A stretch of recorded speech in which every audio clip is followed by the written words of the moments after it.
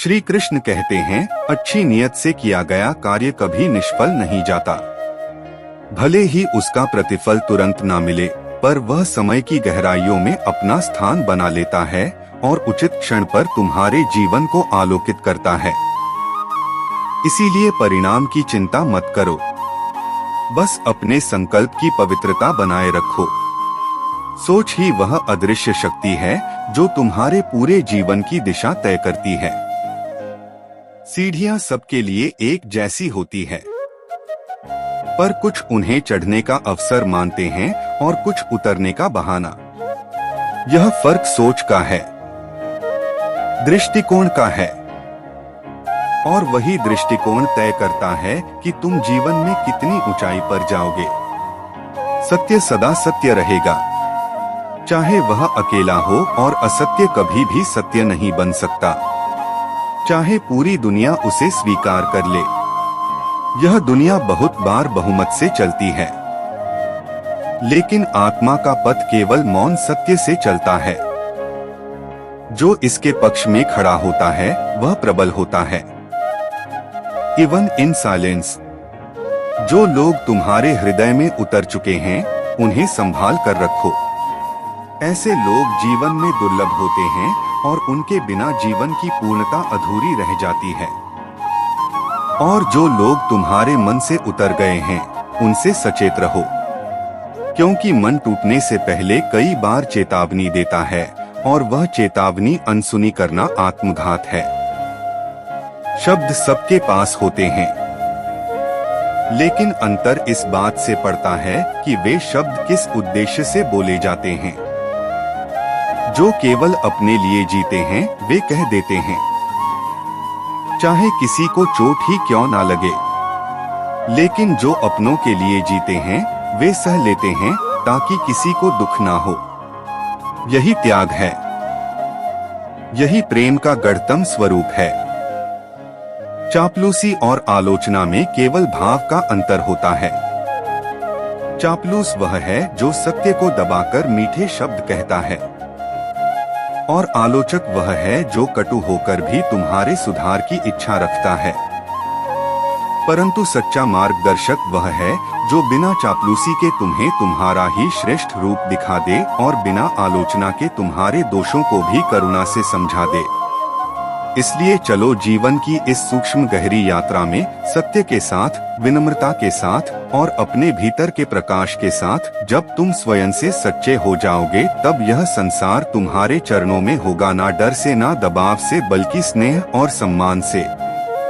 श्री कृष्ण कहते हैं, यदि जीवन में संघर्ष नहीं है तो कोई प्रगति भी नहीं है। बिना कठिनाइयों के ना तो अनुभव मिलता है, ना ही आत्मा परिपक्व होती है, और जहाँ संघर्ष नहीं होता वहाँ शायद ही कोई सच्चा जुनून होता है। जो जीवन केवल सुविधा की गोद में पलता है वह असल उड़ान को कभी नहीं जानता। बहुत से लोग चल रहे हैं, पर जिनके पांवों में बेड़ियां हैं उन्हें अपनी गति का भ्रम होता है। असली स्वतंत्रता तब होती है जब तुम अपनी सीमाओं को पहचानकर उन्हें पार करने का साहस करते हो। शिखर पर पहुंचना अपने आप में एक उपलब्धि है, पर उससे कहीं अधिक मूल्यवान है यह देखना कि तुमने वह चढ़ाई कैसे तय की। तुमने कितनी बार गिरकर भी फिर से प्रयास किया, कितनी बार अकेले होकर भी स्वयं को उठाया, और कितनी बार निराशा के अंधेरे में भी उम्मीद की एक किरण खोज ली। यही तुम्हारी असल ऊंचाई है। दृढ़ता वह चाबी है जो हर उस दरवाजे को खोल सकती है जो पहले असंभव प्रतीत होते हैं। जब तुम समर्पण के साथ प्रयास करते हो तो प्रतिरोध भी तुम्हारे आगे झुक जाता है। हम सभी ने अपने अपने तरीके से सफलता की कीमत चुकाई है। यह कीमत कोई रुपया नहीं बल्कि आत्मबल, समय, नींद और कभी कभी अपने सपनों तक से समझौता होती है। सफलता का संघर्ष कठिन है, लेकिन उस संघर्ष से कहीं अधिक जटिल वह लड़ाई है जो मनुष्य जीवन को जीने के लिए प्रतिदिन लड़ता है।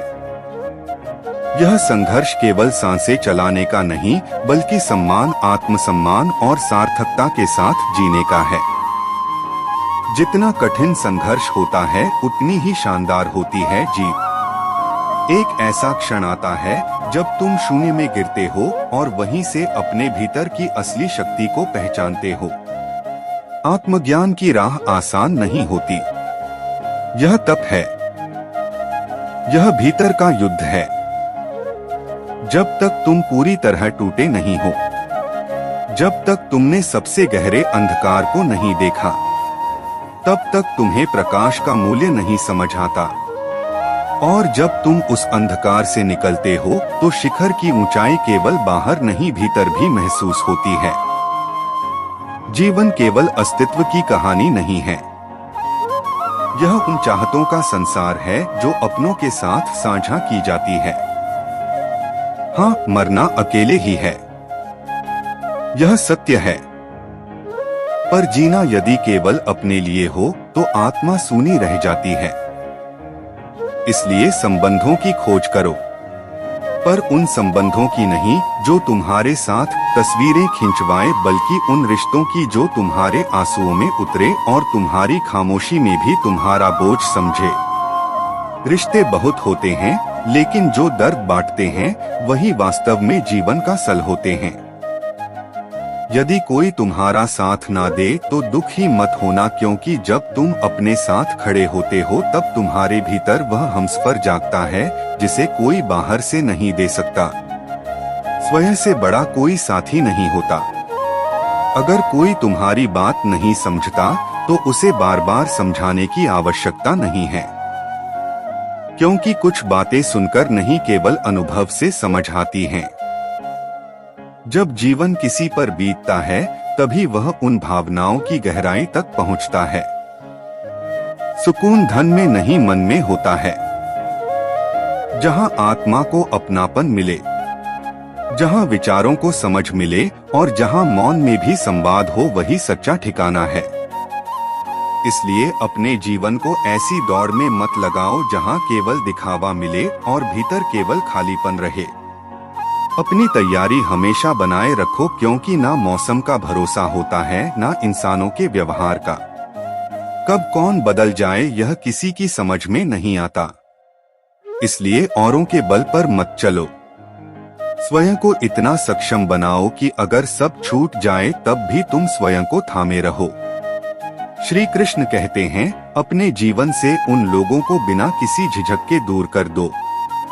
पहला, जो तुमसे झूठ बोलते हैं। दूसरा, जो तुम्हारी बेइज्जती करते हैं। तीसरा, जो तुम्हारा इस्तेमाल करते हैं। और चौथा, जो तुम्हें नीचे गिराने की कोशिश करते हैं। क्योंकि आत्मा की शांति ऐसे रिश्तों में नहीं मिलती जो तुम्हारे आत्मसम्मान को रोज थोड़ा थोड़ा तोड़ते हैं। प्रकृति का नियम बड़ा स्पष्ट है, या तो देकर जाओ या छोड़कर जाओ। साथ ले जाने की कोई व्यवस्था नहीं है, ना धन, ना संबंध, ना नाम। अंत में केवल कर्म साथ चलते हैं और उन्हीं के आधार पर आत्मा की यात्रा तय होती है। इसलिए जितना भी है उसी में मुस्कुराना सीखो। हर चीज को उसी तराजू में तोलो जिसमें खुद को तोलते हो, ना तो अधिक कठोर ना अधिक मुलायम। जब दूसरों को उसी दृष्टि से देखने लगोगे तो पाएंगे कि लोग उतने बुरे नहीं हैं जितना तुमने मान लिया था। ईश्वर एक मूर्ति में भी मिल सकता है, अगर उसे ढूंढने वाला सच्चा हो, और वही ईश्वर इंसान के भीतर भी बसता है, अगर वह इंसान होना जानता हो। इसलिए बाहर भटकने से पहले अपने अंदर झांकना शुरू करो। ईश्वर कहीं दूर नहीं, वह तुम्हारी हर सांस में, हर भावना में, हर करुणा में है। हम पागल बेहतर हैं उन समझदारों से जो हर रिश्ते को लाभ हानि की तराजू में तौलते हैं। कभी कभी दुनिया की नजरों में पागल होना बेहतर होता है। अगर तुम भीतर से सच्चे हो, सरल हो, रिश्ते बाहर से नहीं टूटते, वे भीतर से धड़कते हैं। कोई बाहरी वजह रिश्ता नहीं तोड़ सकती जब तक कोई अपना उसमें बेईमानी ना करे।